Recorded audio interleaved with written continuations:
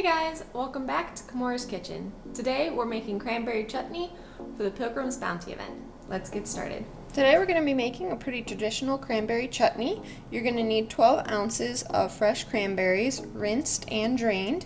You're also going to need half a cup of honey. This is to replace the sugar that's usually in most recipes. We also have half a cup of raisins. I'm using golden. You can use regular if that's what you have. I also have one small apple that I've diced and peeled, half a cup of apple cider vinegar, 1 cup of water, and 1/4 teaspoon of ground ginger, ground cinnamon, ground allspice, and 1/8 of a teaspoon of ground cloves. Those will be our fall spices there. Now moving over to the stove, you're going to need a medium to large size saucepan or pot. First thing you're going to do is bring that water and that honey to a boil. So that's going to take a few minutes. You just want to do that over medium-high heat. You can see that our water and honey has just started to boil. We have some bubbles breaking the surface here.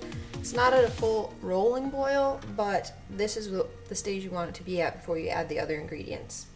So really you're just going to add everything else that was on the list. So you're going to start with the cranberries.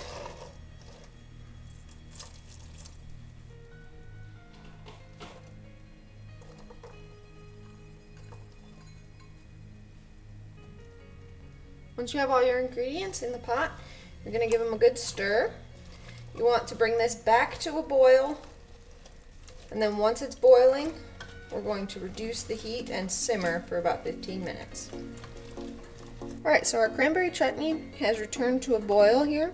We're just going to reduce the heat to medium-low, and we're going to simmer this for about 15 minutes. Don't be surprised if during this time you hear some of your cranberries pop and split open. That's just part of the process. Alright, it's been 15 minutes and I have turned the heat off of our chutney here.